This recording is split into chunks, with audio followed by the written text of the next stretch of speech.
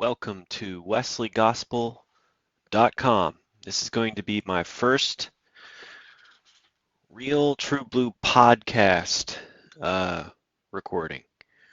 So my daughter suggested to me that I should use, she said the word podcast. And I was like, oh my gosh, yeah, podcast. That's right. That's where you just record an audio file, an MP3 file, and then you don't do a video. And then you can put it on platform like Spotify. You can put it on YouTube. You can put it on WordPress, but you can put it on Spotify, and a lot of people use Spotify. So I'm going to try to start going over into that platform too. Video is pretty much confined to YouTube, but this enables me to reach both YouTube and Spotify and WordPress. So Uh, also, you don't have to look at the ugly background of my video, and I don't have to be all self-conscious about the appearance of my sweaters and things like this. So, this is going to be the new platform going forward. I'm going to continue to do these podcast type things, and all this is really just an MP3 file with a little thumbnail thingy. I'm using a program called Audacity to record my stuff, and then I will imported into something called YouTube Movie Maker. Um, you know, so anyway, it's a little bit of an adjustment, but I think it's gonna be a good idea. All right, um, I'm going to review the first 7 chapters of Financial Freedom by Grant Sabatier. Um, this guy is, I don't agree with 100% of what he says, but he's very unique and very helpful in that he clarifies a lot of things or confirms a lot of the things that I had come to conclude in studying the Puritans and the history of biblical economics on the question of increasing income, which has got to be really the ultimate question in personal finance, biblical or non-biblical. How can I make more money than I am making right now is really the ultimate money question. And let me tell you, it's not easy to figure this out. This is not one of those things that's front and center, you know, out in the open in these personal finance books. You really have to dig and dig. You have to read like at least 20 personal finance books to find this out, at least. But let me just tell you straight out the gate what it is. Entrepreneurship, side hustles, working 2 and 3 jobs on the side in addition to your day job is how you do it. Now, I understand that by hearing that, you're probably thinking, there's no way I can do that. Well, don't sell yourself short and don't jump the gun because you need to read about it to figure out what just that means. So there's a lot of different ways to approach this. So don't get discouraged when you hear that, oh, I'll never be able to do that. Just hold your horses, okay? Read about it, study about it. You know, there's ways to do this. But the real chapter that he really speaks about this on is chapter 5, Next Level Money, and probably chapter 9, which I haven't gotten to left yet. In my case, my skill set is the business development representative. So that means that for me, I work a full-time job from home, and then I'll have another job on the side as a 1099 where I have more freedom to, you know, not be pulled into meetings all the time. And then I get one from my wife as well. And she does varsity tutors. So that means we're having 4 jobs operating at the same time with the goal of pulling in 127,000 a year. And then we can save large percentages of those incomes. That's in the 1800s methodology laid out by William Matthews in Getting On in the World. what they called building a pile. Uh, was you just set aside, socked away large amounts of your savings into a savings account. That's it. Just saving 100% cash gradually from a high income. Okay, you're making a high income, step number one, through having multiple streams of income, multiple jobs. Okay, so you're in this $100,000 range, but now you're saving 50, maybe even 60% of your income into a savings account that's not being used for utilities. And in the 1800s, they called that building a pile. Okay, building a pile. No stocks, no bonds, no rental income, no real estate investing, no investing. It's an anti-investing idea. Literally, it is. It's an anti-investment idea. Getting getting on in the world by William Matthews and what they did back then. It was, we're just going to build a pile. That's it. That's all we're going to do. We don't have to worry about the fear of loss. We don't have to worry about stock market fluctuations. We don't have to worry about the fear of loss. We're just going to gradually keep on saving little by little to make it grow, like the book of Proverbs says. So that's where I'm at right now. Um, I do not agree with Grant in that he puts a really heavy emphasis on stocks and mutual funds over the 30-year stretch. So he has a lot of that conventional wisdom that he's borrowed from reading other people on personal finance. I don't agree with him on that 401k type mentality. Um, but that's not why I bought this book. I bought this book because I had Googled, is it possible to make $1 million in 5 years? And I found that he had done this. And I wanted to figure out how he did it. How did he do it? How did he make $1 million in 5 years? Well, it was through starting side hustles. He started doing side hustles. Side hustles is his methodology of dramatically increasing income. So he has an entire chapter on this called Next Level Money, Chapter 5. I'm going to start reading some selections. This is a very unique book. He's also contemporary. He's 2019, and he's about my age, and he's a philosophy grad, and he was living with his parents in the Great Recession. So I can really relate to this guy in terms of struggles and just personality type. Um, but I'm just going to kind of go through some of the highlights that I found. Yes, I totally agree with him what he says on page 93. He said, the problem with most personal finance advice is that it focuses primarily on two of these three variables, how to reduce your expenses to increase your savings. But you can only cut back so much before you feel like you have to live in a cardboard box before you ever want to be financially secure. And then he said, increasing your income is more powerful than cutting back your expenses because you can only cut back so much, and it gives you the opportunity to invest more money more often, accelerating the rate of compounding and growth of your money. Of course, he's a heavy believer in using things like mutual funds, blue chip stocks in a IRA or something like that. I don't like that because stocks can, I lean towards the 1800s views. Like the stock market is to be shunned because you can just lose everything from stock market crashes. So I like the idea of building a pile with 100% cash and avoiding these compound growth concepts because you can lose everything. Then where's your compound growth then, right? I don't like that.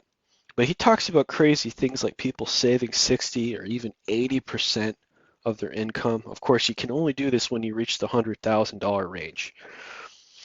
But this is generally the goal. You're reaching $100,000 a year or more, which is about the range that William Matthews puts you at as well, as a financial success annual income level. Let's see here. But page 104, money-making strategies are usually confined to W-2s, 1099s, and investing. Full-time employment, side hustling, entrepreneurship, and investing are the four ways of making money to him. Of course, I'm at this stage very, very skeptical of the stock market because of the fluctuations and losses that you can incur. So if you're looking about a stable way to build a pile, it's full-time employment and it's side hustling and it's entrepreneurship. And he actually advocates a hybrid approach, and I agree with him, at least when you're starting out, that you should never just go 100% into 1099s. And suffering some losses from foolish marketing things I did this year, I can totally agree with the guy. Don't quit your full-time remote. Now, he does say remote. Work remotely with a W-2 job, but don't quit that. Hang on to that. Let that be your stable base because they will provide you with PTO. They will provide you with more financial security. They will provide you with it's just better. Just hang on to a remote full-time W-2 and then have maybe another computer desk for a 1099 job to side hustle on the side that's not so demanding of your time and is not meeting intensive. Another aspect of the W-2 job is that they're always going to have new skills that you can learn. Usually these are bigger companies with big teams and you can learn new skills. So you can hone your trade better. Um, so he's basically saying if you want to increase your income, number one, work 100% remote. Number two, uh, have two computer desks essentially. Uh, work one W-2 and then work at least two or three 1099 side hustles. Now, if you've got a wife, you can, make the the three or four thing a lot easier. Um,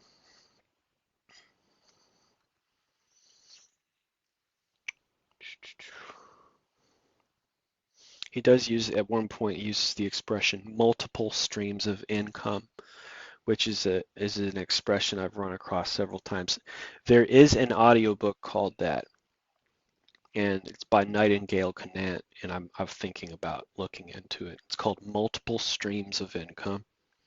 It came out about 20 years ago, and I remember seeing that expression. It's a strange expression.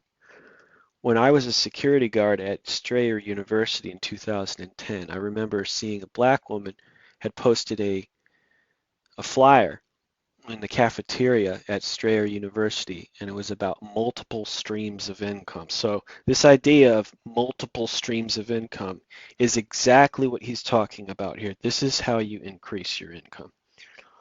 And it's through side hustles. It's the idea of the side hustles. But you've got to make sure that the side hustles, that the time and the money are coalescing together in a reasonable and logical way. Okay, so that the side hustle is not turning into an 80-hour work week or some junk like that. He believes in rental income, and I think you should take that with a grain of salt. Um, I'm skeptical about it because when you're a landlord, there's expenses that can come. But then again, there's commercial real estate and there's apartment real estate. So I don't know about that as an idea in the long term. Um,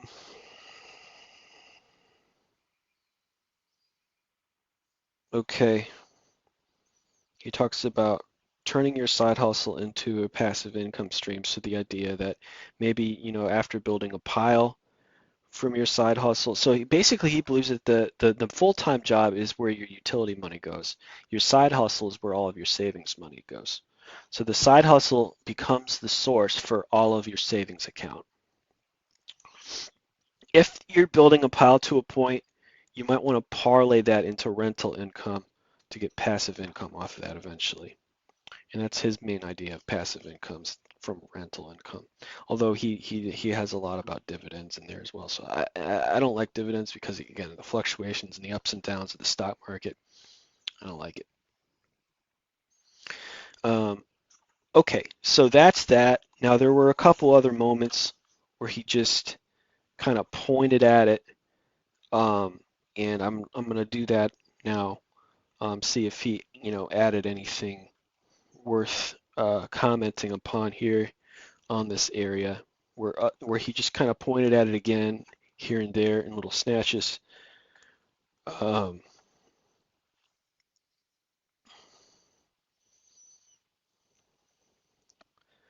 Page 14 is remote work. The idea he's operating on is one of being remote from home um, or while traveling with a laptop. Um,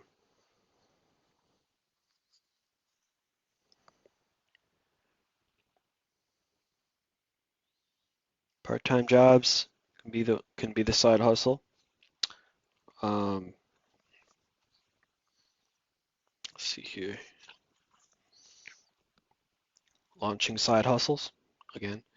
As you make more money in your full-time job and launch side hustles, dot, dot, dot, page 122. Okay, this is how he thinks when it comes to making more money than you currently are now. 152 and 153. Here's just a really good one-liner. He says on page 152 and 153, if you're making a ton of money at your full-time job or with your side hustle, dot, dot, dot. So this is clearly his main way of thinking of how to increase your income. And most people just simply, in these personal finance books, just simply do not touch this. They don't. They don't touch this. It's all based off of budgeting off of some low income paycheck and waiting for some, socking away a little bit of money into a mutual fund and then waiting for 30 years. It's insane. You're never going to get anywhere with something like that. So this guy's right on. He's basically teaching what the Bible does without without really being aware of it. This is exactly what Ecclesiastes 4 says. This is exactly what Proverbs 31 says, that you've got at the very least, 2 to 3 uh, income, business income, paycheck income coming into the household between the husband and the wife. So I'm going to go over that now. There is biblical support for this. It says in Ecclesiastes 4, 9 to 12, two are better than one because they have a good reward for their toil. That's talking about their jobs, their work, their labor. For if they fall, one will lift up his fellow. But woe to him who is alone, and he falls and has not another to lift him up. Again, if two lie together, this is talking about husband and wife. Again, if two lie together, they keep warm. But how can one keep warm alone? And though a man might prevail against one who is alone, two will withstand him. A threefold cord is not quickly broken. So this is talking about the husband and the wife, dual income household. If one loses a job, well, the other person's job, the other spouse's job will support them when he falls, okay? Then it talks about how the husband and wife being together, they're companions, and so they're not lonely. And also, if a person breaks into their house and one of them gets attacked, well, the other one could come in and save them. So there's so many benefits to being married, okay? But one of them is to have 2 streams of income in the house. In case one loses a job, the other one supports it, okay? It's a backup plan. Proverbs 31. Now this teaches 3 streams of income between the husband and the wife. Proverbs 31, 10 to 31. And because it's such a long, sort of poetic passage, it can be hard to find it, but it's in there. If you really are looking for it, there's 3 streams of income in this passage for the family. And it's specifically in Proverbs 31, verses 16 and 24, and verse 23. So it's verse 16, 23, and 24. The Proverbs 31 woman, the wife, has 2 streams of business income. She is a clothing manufacturer. You could call that whatever you want. You could call it a seamstress. She manufactures clothes and linens, and then she goes into the town and sells them to the merchants. Then she buys a vineyard and it becomes essentially a vineyard manager. So she's going to have two streams of business income. Okay, in Proverbs 31:16 and verse 24. Now her husband has a stream of income, probably paycheck income as a judge in verse 23, because it says that he sat at the gate. So that implies that he was probably a judge or worked for the local court system or whatever it was, and was receiving a W-2 paycheck. So um, the household, and notice also the wife was not working outside the home. Now she traveled into town to sell her product, but she was really mostly working around the household, and at times even at nighttime to finish up some of her products. So her husband had a day job as a judge, so he worked outside the home all the way. But the wife was around the house, she was around the servants, and she was around the children um, in the day. There's three streams of income there. Okay, the wife was self-employed, and the husband was probably employed as a judge working for the city. All right, so three streams of income there between the husband and the wife. In William Perkins, who was a Puritan, this idea traveled into the Puritans. The Puritans, as you may know, were persecuted by the Church of England, and many of these pastors who used to be Anglican priests were persecuted by the Church of England and were no longer able to receive church paychecks. Richard Baxter was an exception to that, but a lot of them were not able to get those church paychecks, and so they had to go and get jobs, start businesses, go into business for themselves usually, and then build up a pile of money and start a church so that they could preach according as their conscience dictated. The first of these puritanical business ethic treatises was the Treatise of the Vocations by William Perkins. In page 54, he taught that having two jobs was a good idea, basically holding to the Ecclesiastes 4 view that one job will back you up in case you lose the other one. He said that it is good for every man to have two strings to his bow on page 54 of the treatise. So basically, your bow and arrow that you use. It's the tools that you use to go and hunt out in the business world to hunt food for your family. If one of your bowstrings breaks, okay, you can't hunt for food. But if you have a backup bowstring, you can just string your bow again and go back to hunting. And so the two strings to the bow are two jobs at all times for the husband, so he can hunt food. In case one of the jobs falls through, he's got another job to fall back on. He also found support for two jobs in Acts chapter 10, verse 7.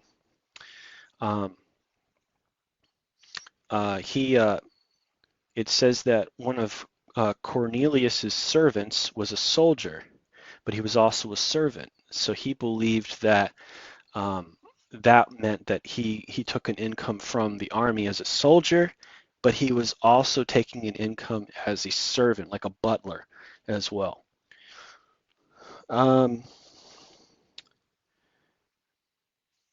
Richard Baxter on Chapters from a Christian Directory, page 156, supported the idea as well. Somebody may ask, he said, may one man have many trades or callings?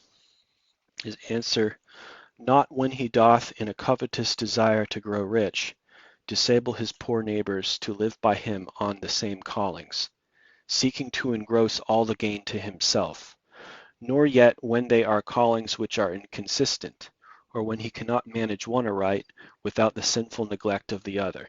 But otherwise it is as lawful to have true two trades as one. So in other words, number one, it's not okay to have a lot of jobs if that means being a monopolist and taking everybody else's jobs away.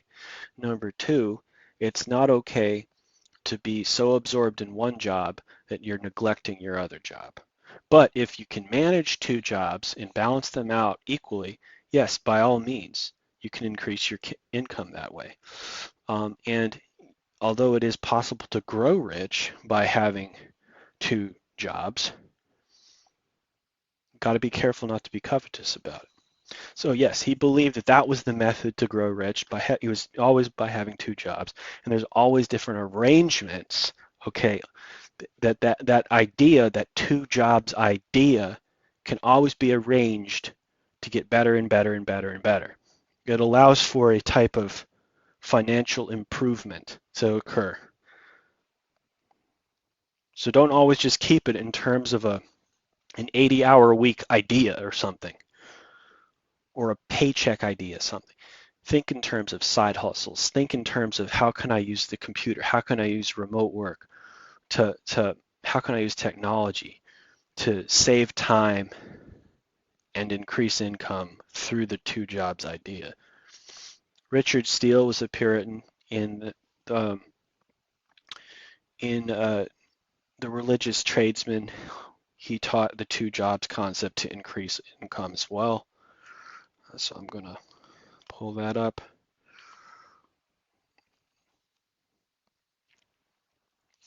So he said on page 158 and 159, invading others' callings is contrary to contentment. So in other words, being a monopolist and taking people's jobs away. Many times people have complained to Amazon or to Walmart for doing this, taking a lot of small shop owners' jobs away from them. Diligence and contentment are no enemies to each other, but when persons endeavor to grasp at all the business of their own callings, or to invade those of others merely to increase their riches, it is too plain an indication of a covetous disposition. So again, the idea of retail monopolies through Amazon and Walmart, some people have complained, say the mom and pop retail stores don't exist anymore because of these people. In some cases, indeed, he says, it may be allowable for one person to engage in two or three callings, that means two or three jobs at the same time, but then a just necessity and not an avaricious desire of wealth must oblige you to it. In some cases and situations, one trade not being sufficient for a comfortable subsistence, then they must not be inconsistent with each other. If the one hinder the other, or both together disturb and hinder you from other indispensable duties to God or man, they are to be esteemed and avoided as snares. And further, you may not follow them to the prejudice of the common good. For we are not so to love ourselves as to exclude all regard to others. Other families may be supported by the trade which you can live well enough without, and the wise and good God, who is the common parent of mankind, will be far from approving such selfish and uncharitable enterprises. In like manner also, you should beware of invading anything else that is proper to your neighbor. If his house or shop be ever so convenient or advantageous to you, you should neither desire nor endeavor to procure them to yourself to his prejudice, nor use any method in order thereto which you would think unreasonable if the case was your own, but govern yourself by equity and charity in every part of your conduct towards others. So again, he's against the idea of buying people out, being a monopolist. Okay, that Monopoly game, that board game Monopoly, he's basically saying, no, this is wrong. Have two jobs to increase your income. There's nothing wrong with that. okay? Just don't go to the point where you're doing monopoly and you're trying to, literally buy everybody out. That's messed up. And again, if one hinder the other, okay, in other words, it's exactly what Baxter was saying. Make sure you can actually handle doing this with your work schedule, that you're not going to be so absorbed with one job that you're not going to be neglecting the other one. But this is exactly what Grant Sabatier is talking about. And he's 2019, he's millennialmoney.com, and he's just discovered this on his own.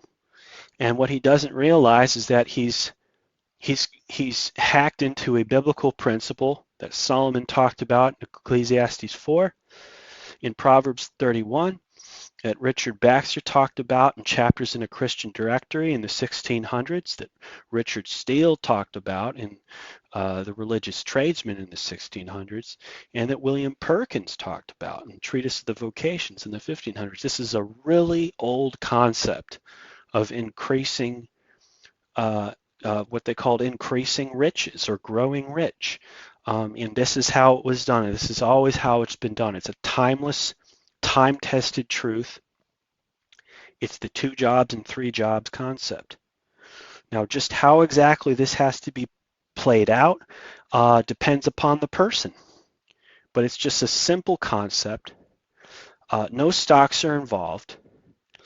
And then the supplemental surplus money that is created by the 2 and 3 jobs concept is then socked away into a savings account. It's just as simple as that. God bless you out there. This is John with wesleygospel.com.